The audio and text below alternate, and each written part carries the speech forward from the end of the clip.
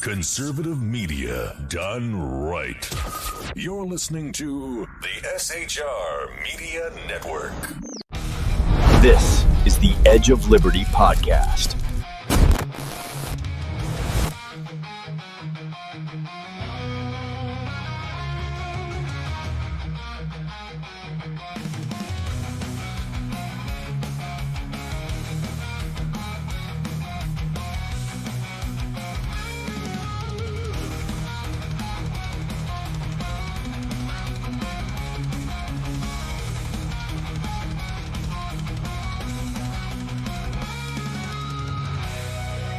Get ready for truth bombs, belly laughs, the kind of accent that turns car into a two-syllable adventure. Here's your host, Shaun.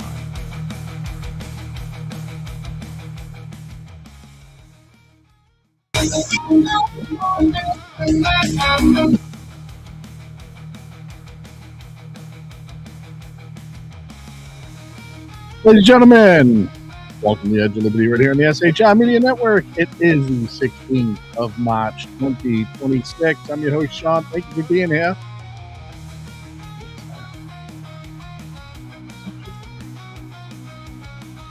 Thank you to EOD Operator for being first in chat. I appreciate it very much. We've got a lot to talk about tonight. Talk a little bit about the UK being giant pansies. Talk, man, I just got a lot, if I'm being completely honest. But I want to talk about this first. This kind of popped up later in the afternoon. Phantom, good evening in the chat. Thank you very much. You can get the chat if you want. SHR Media on YouTube. If you're watching from somewhere else and you want to join the chatters, click on the circle. While you're there, like and subscribe. Why the hell not? Take the poll. I want to see who's paying attention to those things. We also have memberships open. If you actually want to subscribe and become a member to the channel, you can do that as well. Try to keep it real cheap. But we also want to keep the lights, can't blame us for trying.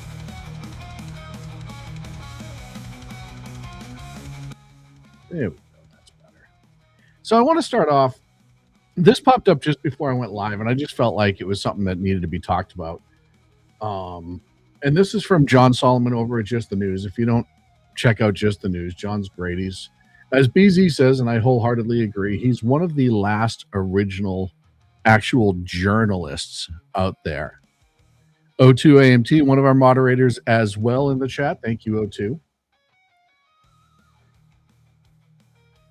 And John Solomon uncovered the fact that there was numerous investigations by Chinese intelligence officials in multiple states for election voter registration data to conduct public opinion analysis on the 2020 general elections.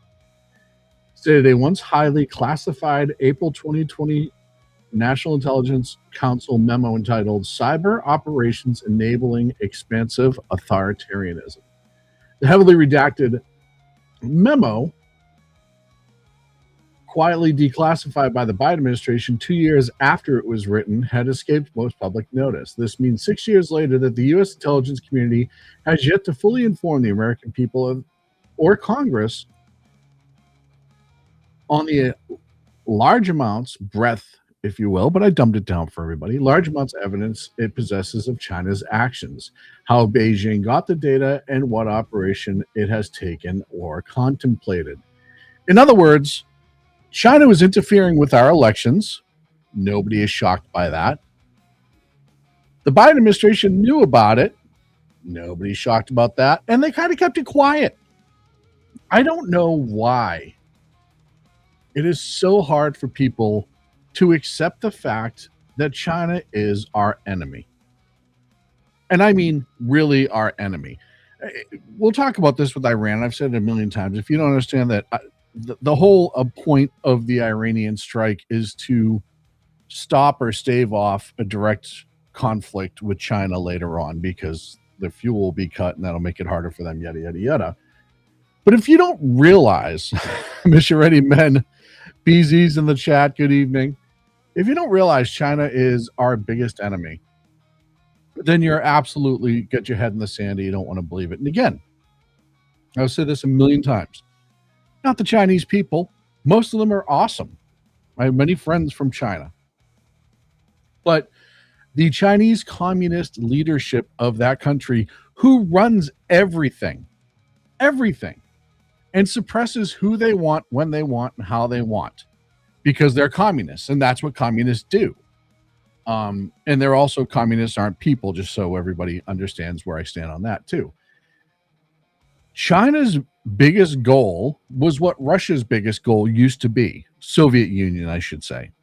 It is to see to the undoing of the United States of America. All the other countries they deal with, whatever. But the U.S. is the one thing that keeps their power in check. It's the one thing that keeps them from expanding all over the world in different capacities. Either like we see in the South America and we see in Africa, where they're spreading their influence and they're raiding all their coffers for their heavy metals and minerals and materials needed for everything now, to getting involved with our elections. And I think in the time when all the focus is on Iran right now, it was on Venezuela before that, it'll be somewhere else at some point. You have to remember that China in the last few years was threatening Taiwan. They built that base in the South China Sea. They're trying to expand their military. Now, I know, and I've said on this show before, their currency and their budget and their gross national product is not as great as they sell it to be. I know they're hurting for money, but here's the thing that's different between America and China. China will just start taking what it needs from its people and the people around them in order to spread their power and spread their influence. Remember, this is the same government that was welding people during COVID into buildings. Billy Bob says, we decided to make China our biggest enemy. No, China decided they wanted to become our biggest enemy. That was China's choice. China could, if China wanted to be like Vietnam, Vietnam's another communist country, but Vietnam, after the last 25 years, has really just kind of kept to themselves. Why? Well, there's a lot of history into that. But China's decided to push all over the world and to grow their nuclear stockpile. And they want to, like I said before, just like Soviet Union, they want the downfall of America so they can gain power and influence and eventually have the strength to influence at least all over the world, if not run numerous countries. Some countries in Africa they already run. So, like I said, the difference is China doesn't care if it's their people, other people, they don't care. They'll run them over all day long. So the fact that this report was held back from our Congress and the public for the most part, it was quietly released. In other words, it was, we're going to stamp this unclassified, but there was already questions about our elections at this time, and people have already brought up China's interference and Russia's interference in our elections, and we don't really want this to get out there. It goes to show you once again what the Biden administration was trying to cover up. And this goes with all the different investigations that they had going on Trump and everybody else, and it was just absolutely ridiculous. And yeah, Jack Boozer's in the chat's right. We tried to make friends with China years ago, and they chose not to. And they still choose not to, despite Gavin Newsom getting down and orally copulating Xi when he comes to visit California. That doesn't mean that they're our friends. That just means he sees somebody who capitulates to him, and he wants to make sure that everybody knows it. So if you get a chance, I'm not going to read the whole story. There's a lot more into it, but go over to justthenews.com and you can read that one. So we're going to start off and catch up to Iran. And let's see, what are we, 2 weeks in now? Week and a half in now? Good evening, Listen Post. Good evening, Jay. Good evening, Jack. Pardon me. That came out of nowhere. Good evening, Billy Bob. I see you in chat, even if you don't like me. I still see you.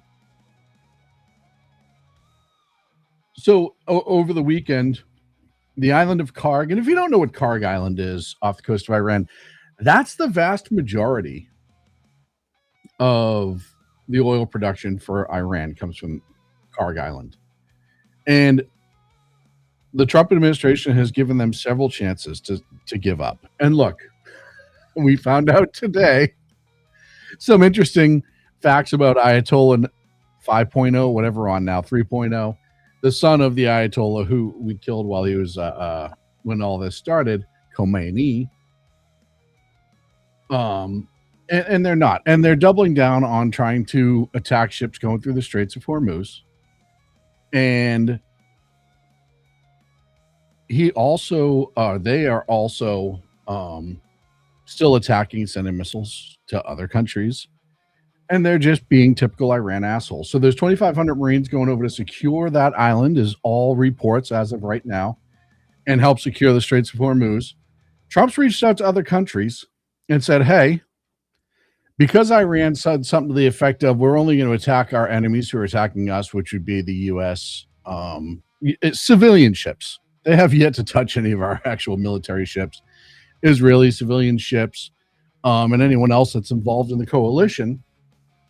But if you're not any of those countries, we're not going to attack you. So Trump said to a lot of the other countries, India, China, hey, get some warships and help escort you people through, essentially. And this will keep everything through the Straits of Hormuz. Now, the U.S. doesn't necessarily depend on the Strait of Hormuz for oil. It's the rest of the world. And I also think it's absolutely hysterical, and this tells you why OPEC is a giant piece of shit that OPEC is. Iran's oil is not on the OPEC market. It's these things called sanctions and all this other stuff. So Iran's destruction of their oil fields should not affect the overall prices. I understand the Straits of Hormuz, Ken. I get that. But the overall oil from Iran is not in the market and shouldn't be affecting the market. But OPEC is what OPEC does, which is why energy independence is absolutely 100% needed. So the 2,500 Marines are going to go over there and secure it. I don't think it's going to go on for too much longer. I said last week, every time they light up a new missile, we hone in on it. We're taking them out. We're knocking them down a little bit at a time. But the best story that came out today, and this is just, I don't know if this is true, but our intelligence community is suggesting it is that this Ayatollah, I don't know what his name, the cardboard Ayatollah. Let me see if I can find a picture of him. Yes, I have a picture right here. Here we go. Allegedly, this Ayatollah has had a relationship with a male tutor for years and is in fact gay. Now, again, I can't confirm any of this, but oh my God, can you even begin to understand the irony if this is true? If he's in fact gay, which I don't care. Look, I'm not the one condoning throwing gay guys off buildings, and I don't care what life they lead. I hope they're happy and they're successful. Again, that's not me. Iran is the place that you're not allowed to be openly gay. You get murdered. And now it's coming out that he's allegedly gay. And I have a few memes, and you can go find them because the meme game for this one revelation has been absolutely astronomical. And here's the new Ayatollah after everyone finds out that he's gay, and that's him as cardboard flying off a building, which is what they do in Iran. That was one of my favorites. It's the irony that gets me. Maybe there's some truth to the fact that the people that protest the most might be, because we're seeing that in real time. The chat room's having a blast with this. And look, this is the guy who allegedly couldn't impregnate women because he was having impotence issues and had to be treated in the UK because they will go to a Western country for medical treatment when they need it. And maybe it wasn't impotence with women that was his problem. Maybe it was the fact that he really was not interested in the female anatomy. And apparently when Trump was told this, he just started out loud laughing And this is all coming from the New York Post. But can you imagine the geopolitical? Imagine all of the IRGC, and they probably know. Look, when stuff like this, and you're such a prominent, a prominent figure, and you have things to hide in a country like this, people probably know, and they just don't talk about it because they don't want to get killed. If the Ayatollah isn't happy about people talking about his gay son, then there's a chance that they could get unalived, as they often do with anybody who Joshua, you're 100% right.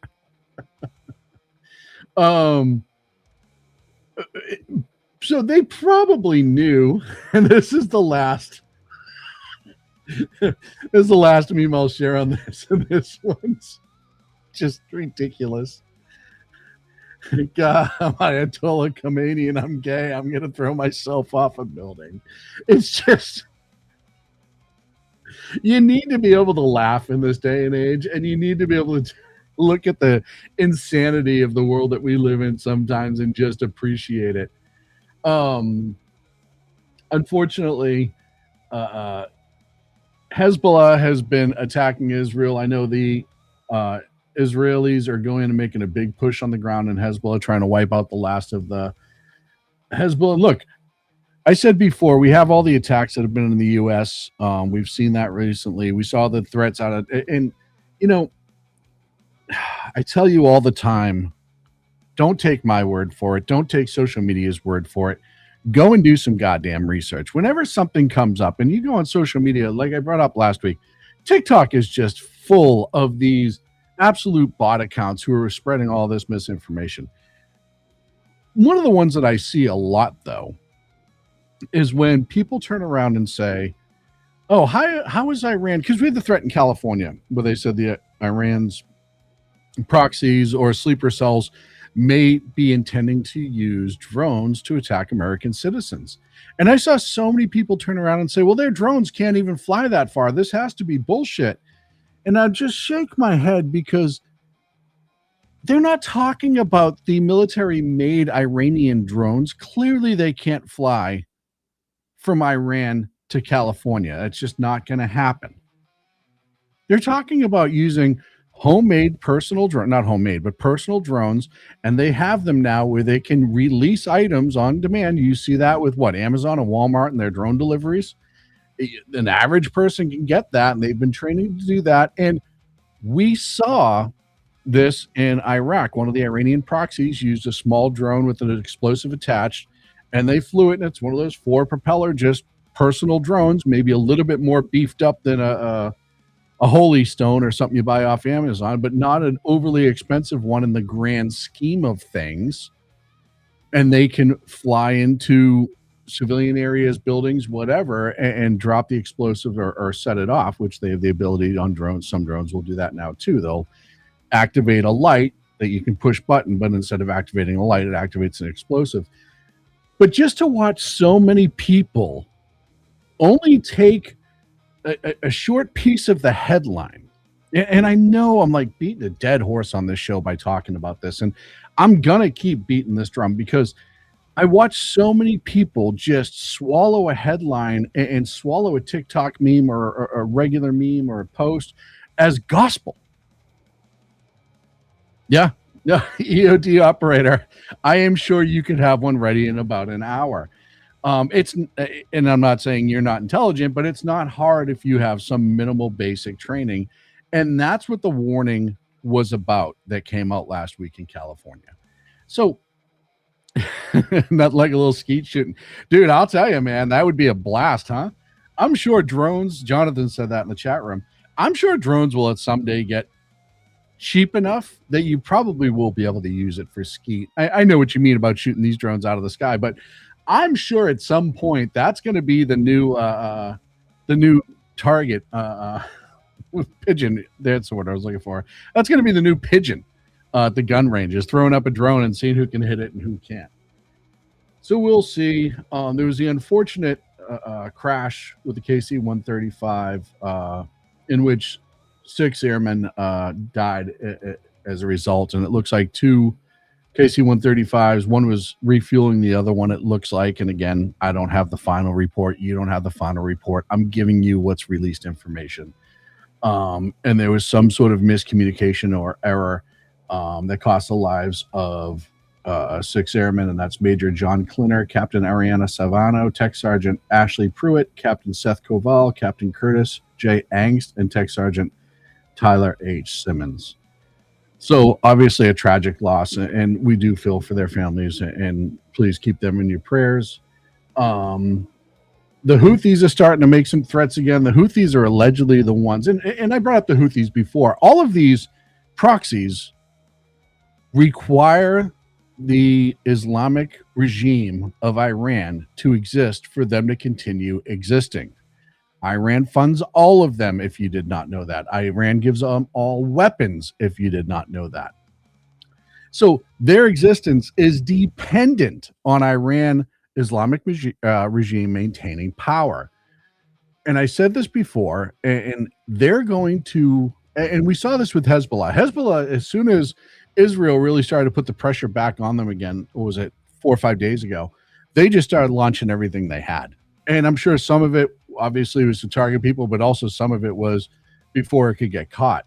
I mentioned last week the Lebanese military starting to push Hezbollah out, which they should have been doing 25 years ago, but now the pressure's on, and that Iran can't focus and attack the Lebanese. And that's the other thing that gets lost in that.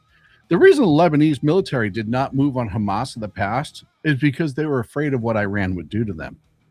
They've seen so many assassinations. They know Iran will kill them one at a time. They know Iran is the Quds leader is in Lebanon, or was Quds forces. They know they're in Palestine. They know they're with the Houthis. And now they're starting to make a push out, which is good. Look, I don't care how you feel about certain geopolitics.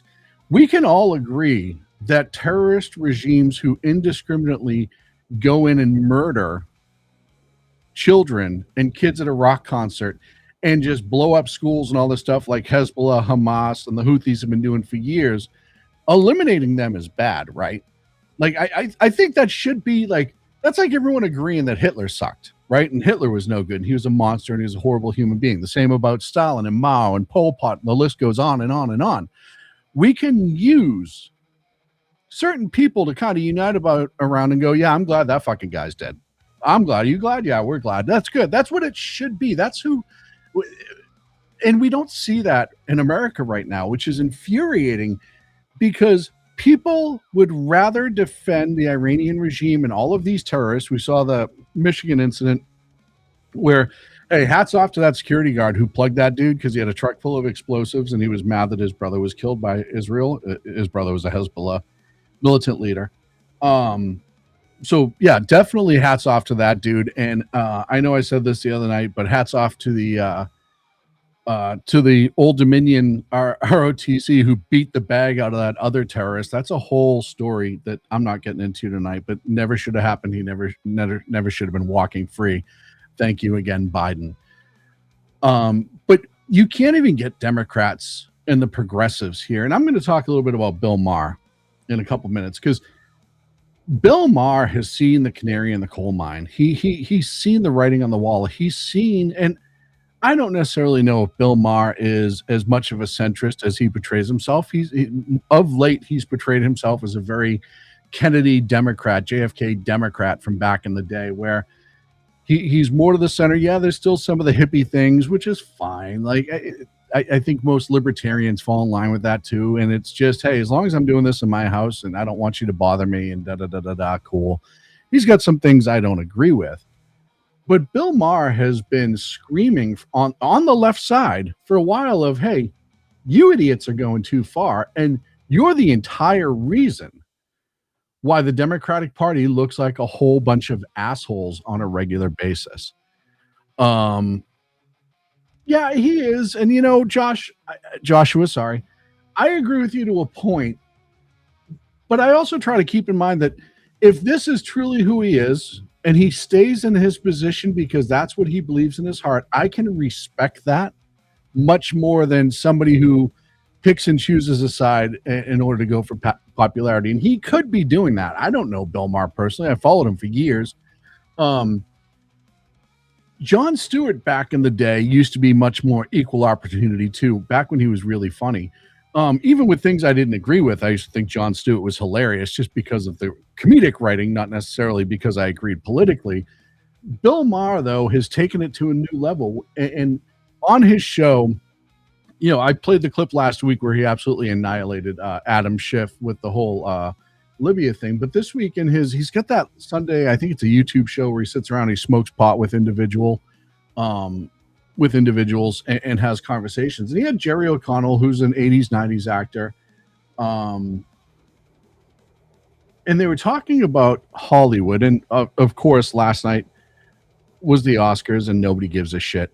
But they're talking about Hollywood and how Hollywood needs to start like making some changes. And I want you to watch this for a second. And even if this isn't what is in his heart, he's at least making points that are valid. They're not helping. They don't strike people as normal because they're fucking not.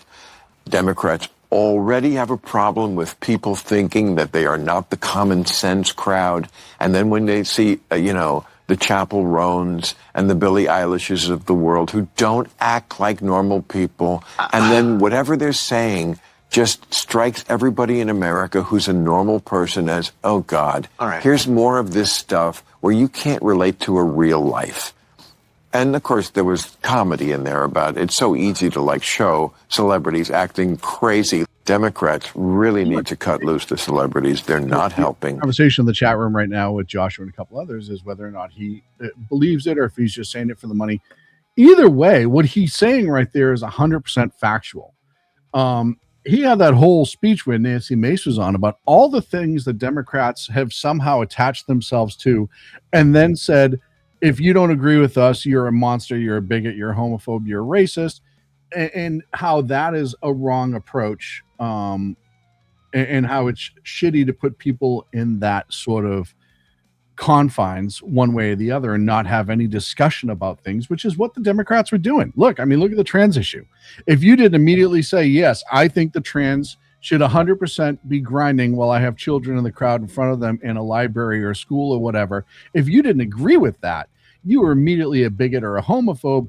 And it does what Democrats love to do. They attach to the emotion to the issue and they go on the emotional attack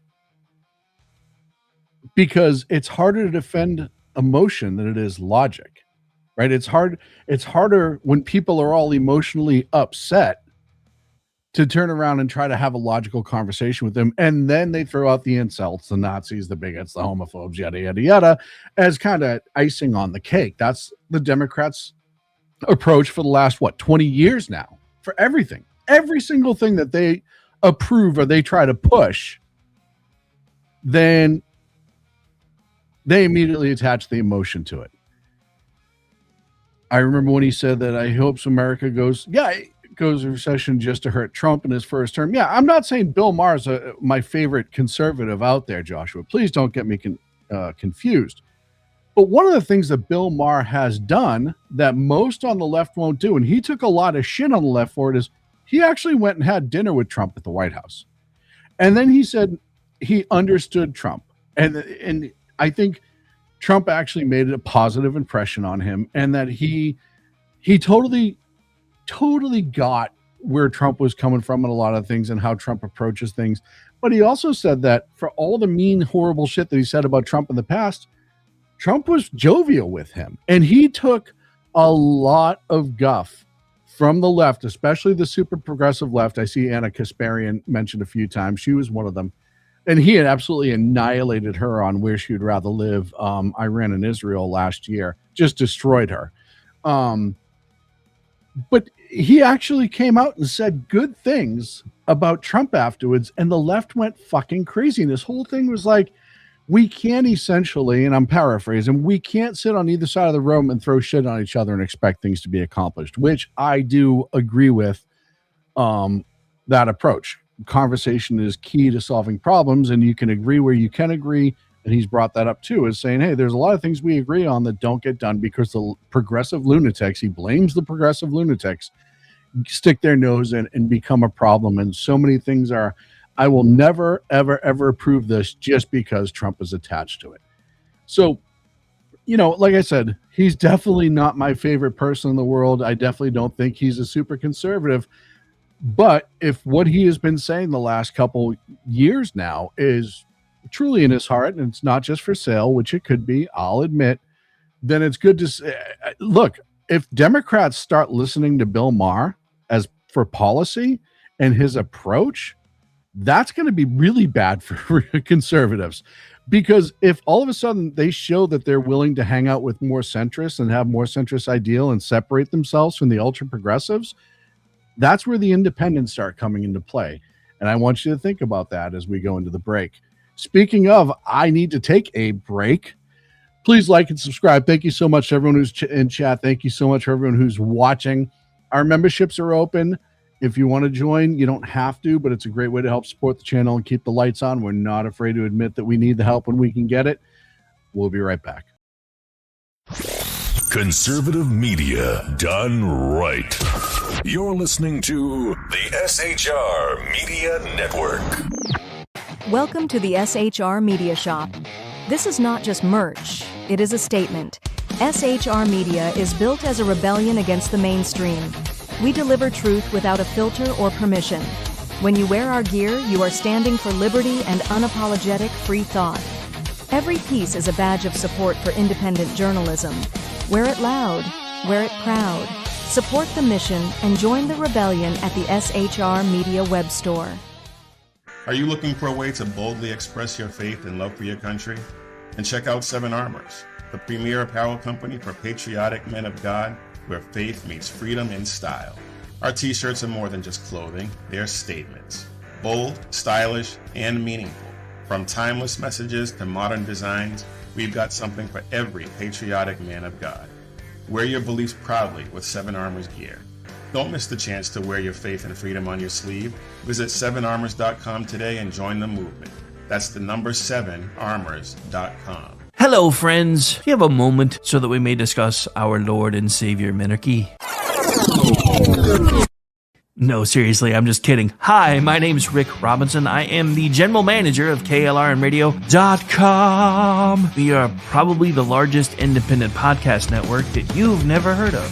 We have a little bit of everything, and by that, what I mean to tell you is we have news, pop culture, special events, conspiratainment, true crime, mental health shows, drama productions, and pretty much everything in between. So if you're looking for a new podcast home to grab a little bit of everything that you love all in one place, come check us out. You can find us on X under @KLRNradio. You can find us on our Rumble and our YouTube channels under the same names. You can also find us at KLRNradio.com and pretty much every podcast catcher known to man. So again, feel free to come check us out anytime you like at KLRNradio. Welcome to the Reaver of Common Sense, where we cut through the noise of news and politics with a sharp edge. Tune in every Monday and Friday at 9 p.m. Eastern Standard Time for a refreshing dose of reality. We fearlessly tackle the tough topics with no nonsense, just pure common sense. Visit shrmedia.com to discover where you can catch the Reaver in action. He is here to amplify your inner logic. He may not always be polite. He may not always be refined. But one thing is for sure, he always tells it like it is. The Reaver of Common Sense.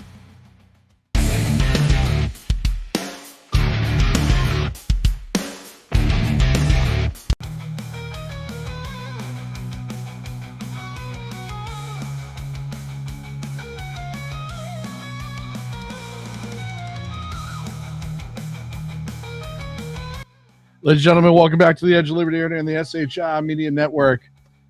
I want to talk about this because I don't think the media touched this story enough. And a lot of it has to do with that, how this all began to happen.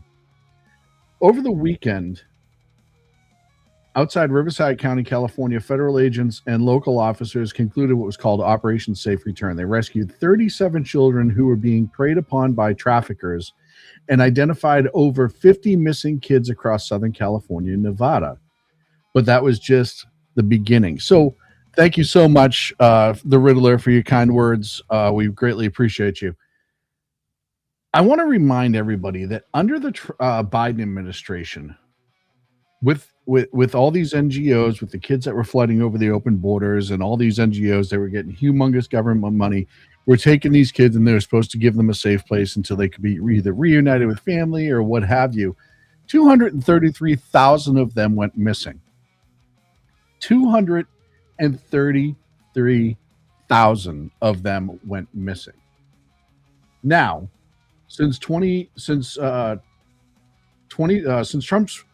came into office again last January, over 13,000 of those children have been located. I want you to really try to conceptualize those numbers. 233,000 missing children, unaccounted for, from ages of birth to 18. We found a lot of them, if you remember, working in meat packing plants and other ones last year. Joshua was saying there's 345. Yeah, I know some numbers have it up over 300,000.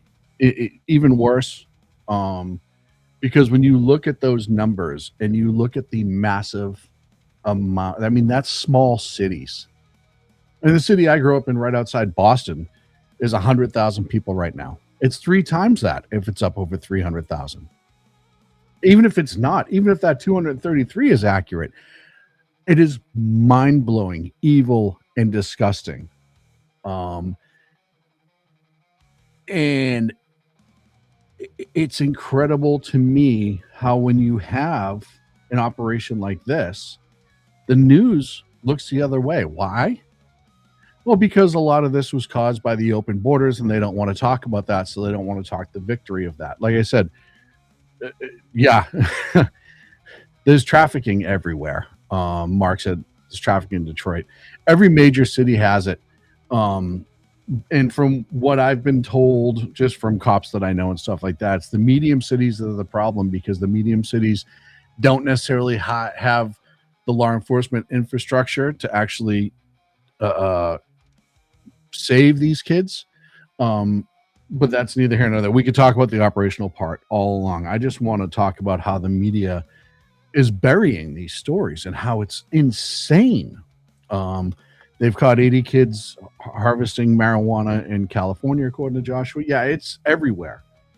And I'm going to go through some of those stories as well. Operation Home for the Holidays in Florida and across 9 other states rescued 122 kids in just one operation. Operation Northern Lights across the Gulf Coast saved 43 kids. Operation We Will Find You was a 6-week sweep that located 200 critically missing children. And since January 2025, the Department of Homeland Security has located over 145,000 unaccompanied adults that were essentially lost by the previous administration. And not all of those were reported missing, and you have to understand how missing persons works. Unaccompanied is different, because unaccompanied means that they were never reported. They were never in the system. They just went missing.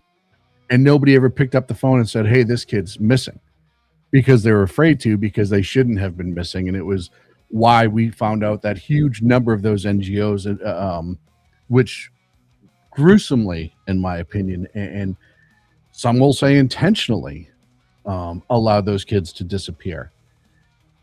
It's absolutely disgusting that the shitbag news media in this country will not highlight stories like this. Why? Because, Orange Man bad. That's their whole approach. You will never see, outside of a couple, give credit to this administration for anything that's positive. Can you imagine being the parent? I'm a parent. I have 2 kids. If my kids went missing, I'd be out of my mind. I don't care what country I live in, or what have you, that creates a lot of these circumstances. And you picture finding these kids who've been sold off into trafficking, sold off into this, sold off into that. And like some people say, they're being forced to work in marijuana farms. They're being forced to work in illegal drug labs. They're being trafficked back south across the border, and all of the horrific things. And that does not include the sex trafficking.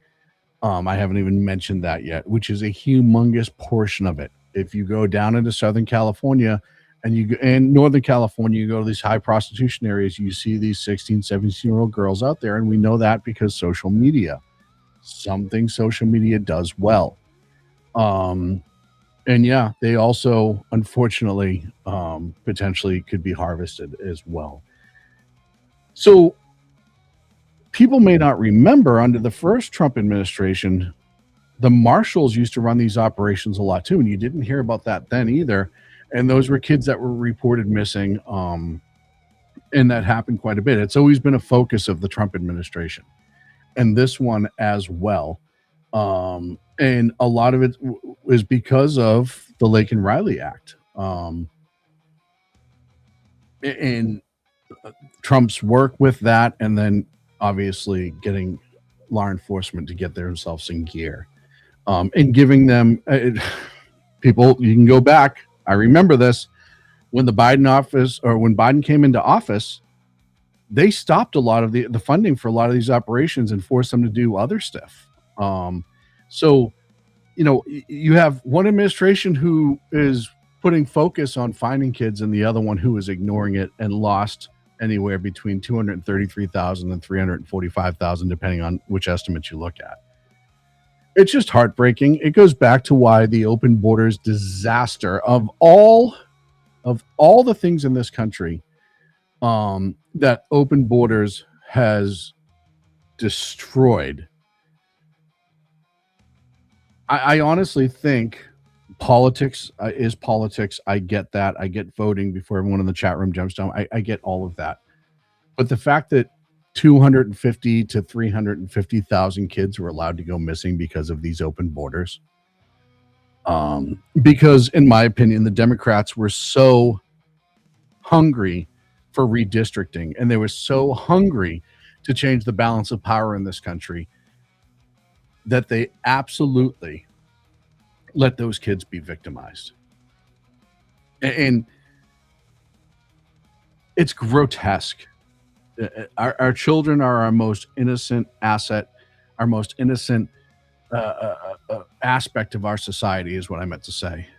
And the fact that anybody would allow that to happen. And look, we know how these NGOs are because we see them with the homeless too. They get all that government money. They don't give a shit about applying it to where it's supposed to be applied. They just want the money. They pay off their people. And then whatever happens to the kids, the NGOs don't care. And then just like drug dealers, you go down to that next tier and they're making money off those kids in other ways. And you go down to the tier after that and the tier after that. And this is where we end up. And it's an unbelievably horrific disservice that the mainstream media has done to this country by not at least reporting it, because it is a major deal. Let's see. I got a couple more stories I want to talk about tonight. Talk a little bit about the UK. Do I want to talk? Yeah. So Gavin Newsom, I'd stay in California for a little bit because I haven't beaten up on Gavin in a few weeks, and this just seems like a damn good time too. Gavin Newsom has been on his book tour, which, if you know anything about Gavin Newsom, his whole job is to do anything but actually be a governor in the state of California lately. He is, a big anti-Trump propagandist nationally. That's what he does. He is running for president. We know that. He's trying to make money off his book grift. I told you last week, I did talk about Newsom last week, but I told you last week how he and his wife made money off of grants that were funneled through NGOs and back into his wallet.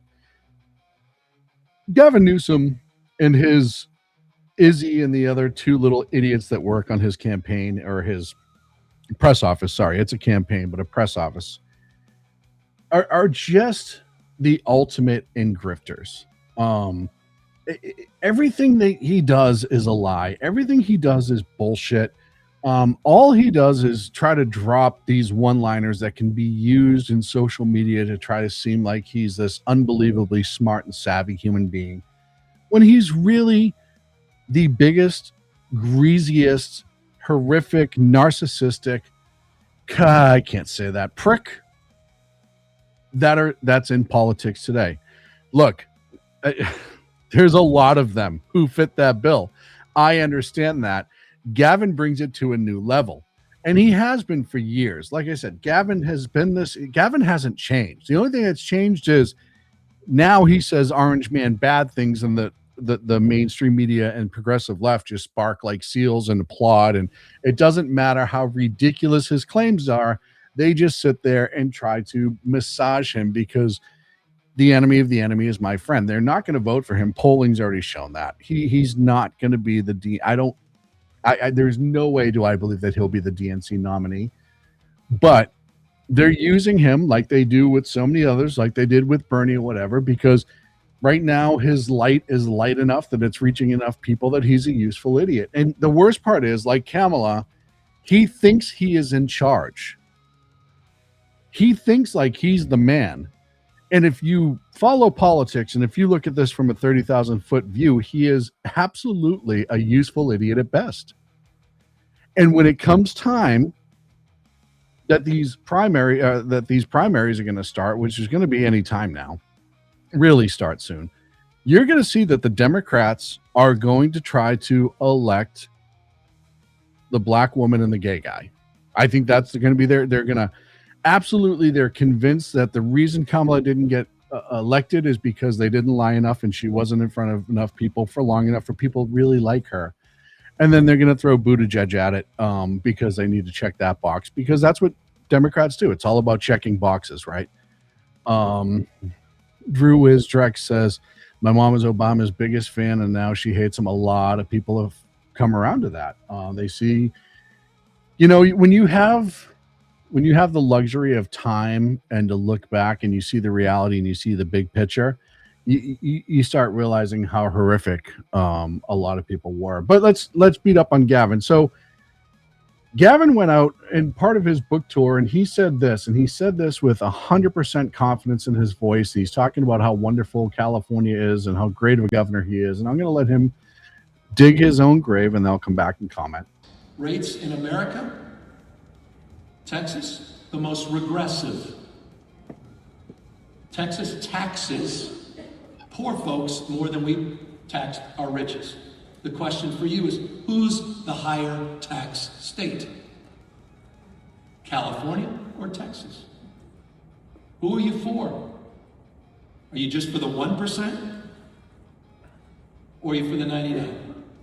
And so our whole approach, that's what a dear God, if he brings back the we are the 99% chance, holy shit. Well, I don't know if I'll be able to handle that. Oh God, Occupy Wall Street lives. He always crosses, Joshua says, yeah, I mentioned how he crosses his legs.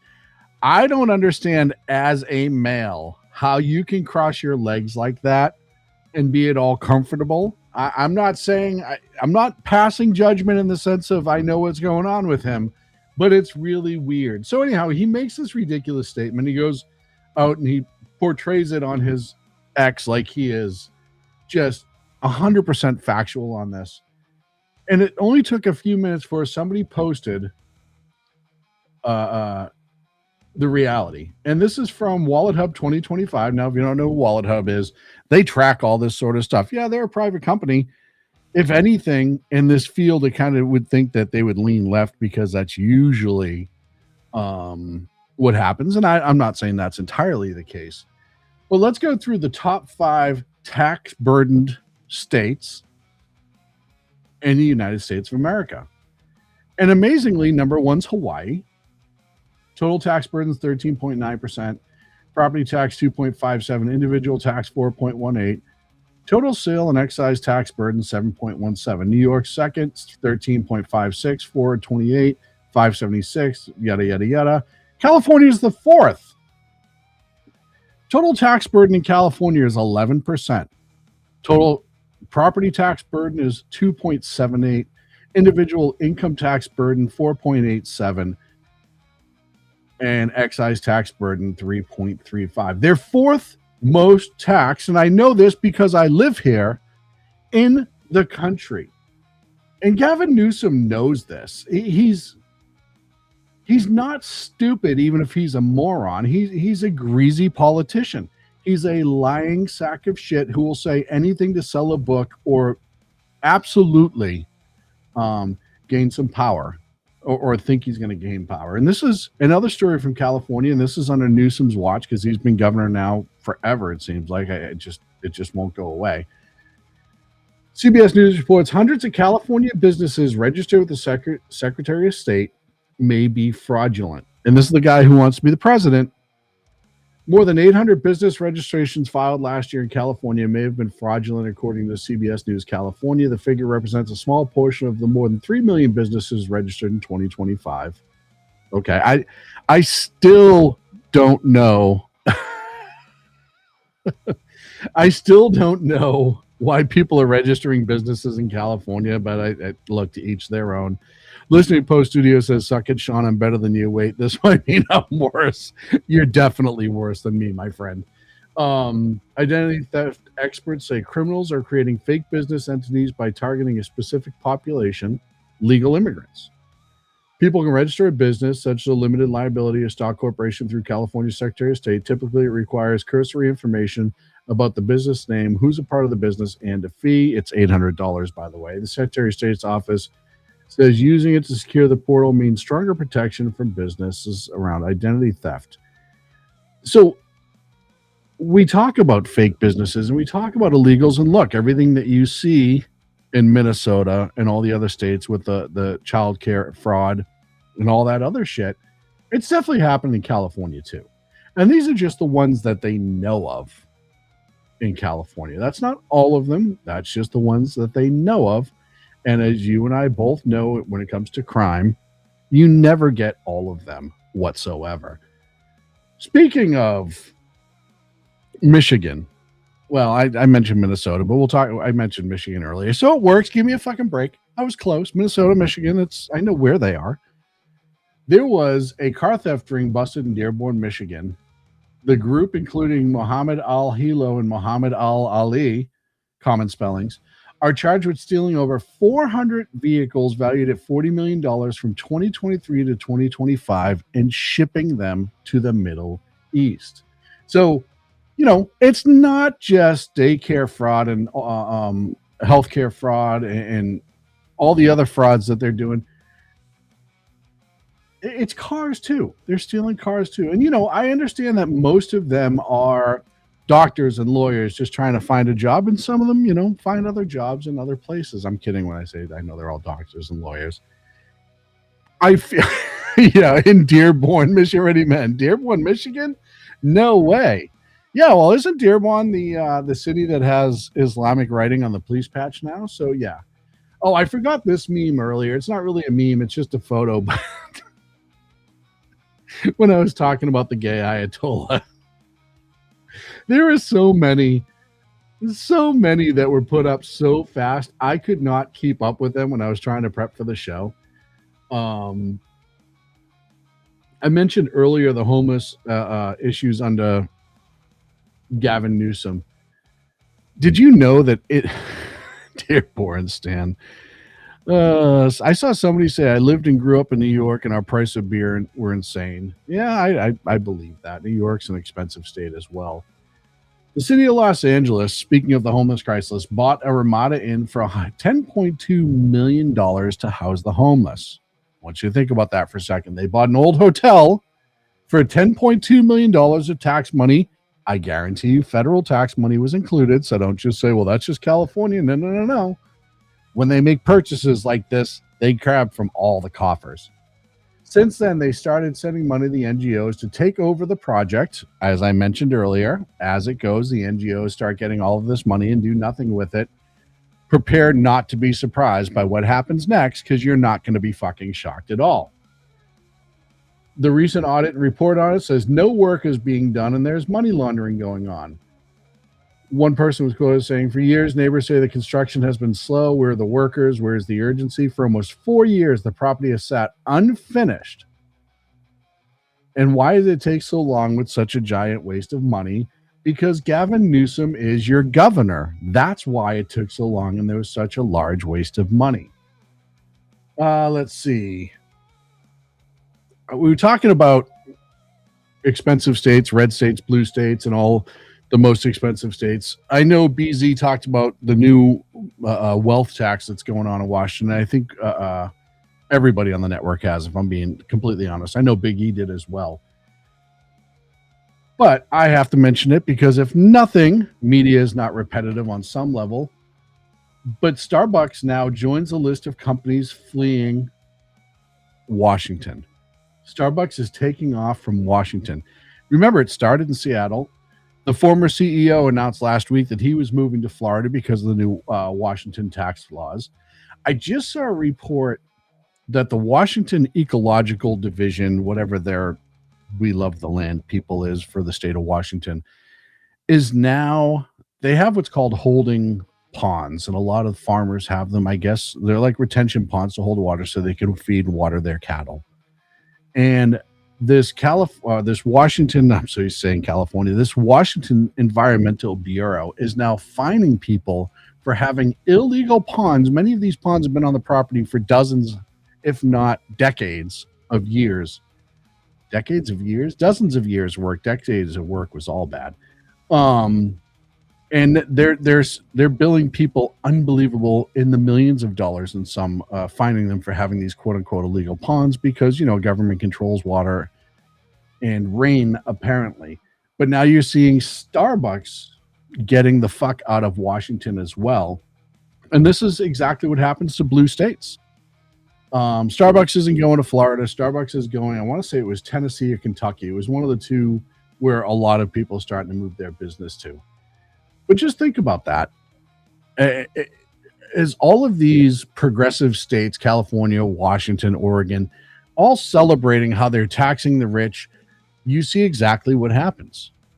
Companies and people of wealth who create jobs, a lot of jobs, whether you like the company, you don't like the company, they create jobs, they create income, and it's not just the coffee sold over the counter, it's the transportation of the coffee, it's the planning. They're moving to Tennessee. Thank you, Mission Ready Men. And then when they leave a corporate headquarters such as Starbucks leaves, they take all of that money with them. Yeah, they're still going to have stores in Seattle, but in Washington, but it's not going to be the same as the humongous amount of taxes that they would be paying if you just didn't act like fucking communists. Look, you want to be Canada, where 50% of your taxes goes right to the government, and you have the highest housing cost, you have the lowest housing rate because people can't afford it, and they don't have enough housing. If you want to go down that road where you're actually having a year with zero growth, if you want to go down that road, keep doing shit like this. Do you think other companies are not going to follow suit? Do you think other companies are going to go, yeah, you know what, if Starbucks is going, we're going? What about all the companies that work with Starbucks from their distribution areas and stuff like that up there? You think they're going to hang out up there, or they're going to follow them to Tennessee? So it never ends with the ridiculousness of the left and how they tax the shit out of people. I know Big E just did a big show about this last Thursday, but it's absolutely mind-boggling to me that there's just all of these progressive communist leaders are just like, nope, more taxes, more taxes, more taxes. And the idea that, and we see this in California too, people love living here, so they'll pay for it. Not so fucking much. If you're lucky, they might come visit. And lastly, speaking of progressive lunatics, I want to show you what grasping for relevancy looks like. Ben Stiller, who I used to think was so fucking funny, one of my favorite movies is Tropic Thunder, who's turned into a humongous libtard moron and just has to inject himself in politics every chance he gets, has apparently released a soda. Now, you would think in a semi-famous celebrity that Ben Stiller is, there'd be a lot of people excited if he was doing an appearance This is Ben Stiller, and I don't know where this was. I don't know exactly what store it is. This is Ben Stiller in a store trying to promote his new soda that he released, and look at the amount of people swarming him. Gotta kill that music. YouTube will beat me in the face if I let that music play. He's tired, stretching his back, looking like a lizard. And just watch, like, he knows this person's videoing him, and they're videoing him because it's like, holy shit, it's Ben Stiller, and nobody's paying attention to him. And he's like trying to do the I'm super cool and hip and I get what's going on. But he's just sitting there all by himself. And the other thing, and I know I'm running a couple minutes over here, the other thing I want to be honest about, and I think is something that does not get enough attention in this country, and I think it's something that we need to be serious about, it's plastic surgery, knowing when to stop. Ben Stiller looks like a fucking lizard now because of the amount of plastic surgery that he's had. I don't know if you saw that in the video, but people need to stop going to a plastic surgeon because they think it's going to somehow make them more appealing. I've said this with, you see it a lot with women, where you have a beautiful woman who's aging gracefully, and then all of a sudden, a couple weeks later, she looks like somebody put 14 pounds of Play-Doh on her face and it's slowly melting off in the sun. I am not an attractive human being. I pretty much never have been.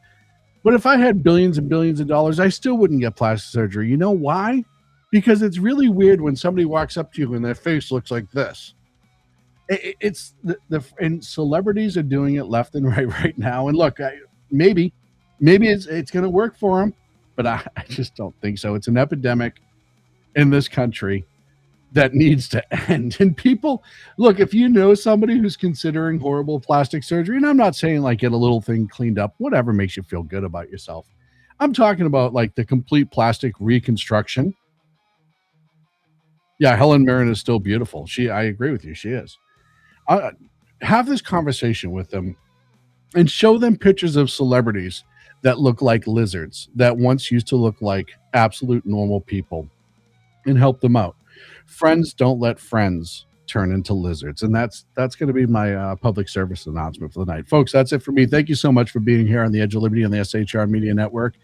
If you have it in your heart, please sign up for a membership. We'd greatly appreciate it. If not, just hit the like and subscribe button. shrmedia.com. You can go over there and you can grab the shirts. The 250th birthday shirt for the United States that we have, 250 Reasons to Read Source Documents, is over there, as well as all of the shows. Beer Bullstein that just started with us, his new shirt's up there. It's super awesome. I'm kind of jealous of it. I'm not going to lie.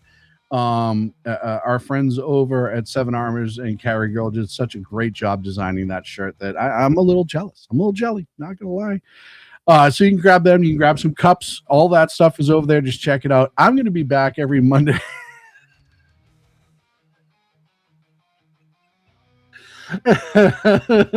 And listening post is going to be the last comment I post tonight because that was outstanding. I'm going to be back. I'm here every Monday and Wednesday. He screwed me all up. 8 p.m. Pacific, 11 on the East Coast on the Edge of Liberty. Every Tuesday, Thursday morning. That is tomorrow morning, 9 a.m. Pacific, noon on the East Coast. You have Mission Ready Men with my man Big E. Tuesday and Thursday nights, you have BZ's and BZ's Berserk Bobcat Saloon, 8 p.m. Pacific, 11 on the East Coast. Monday and Fridays, my guy Jersey Joe, 6 p.m. Pacific, 9 on the East Coast with the Reaver of Common Sense. And then the new guy is Friday and Saturdays at 7 p.m. on the East Coast, and that's Beer and Bullstein. And the Lost Wanderer made an appearance this past Sunday night on SHR Media, which he will do from time to time with the Lost Wanderers show, and check that out as well. Thank you so much for being here. Please take care of yourself. I'll be back Wednesday evening, 8 p.m. Pacific. I'll talk to you then. Everything froze. Everything froze.